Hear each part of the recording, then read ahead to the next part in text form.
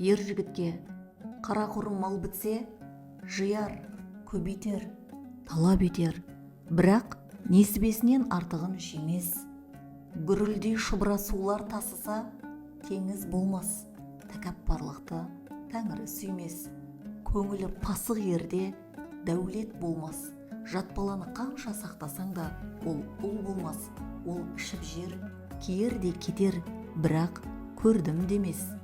Күл төбе болмайды, күйеу бала ұл болмас. Қара есек басына жүген кигізсең де тұлпар болмас.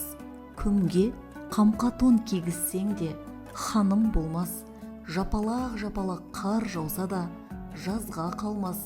Ескі қамыс біз болмас, ежелгі дұшпан дос болмас.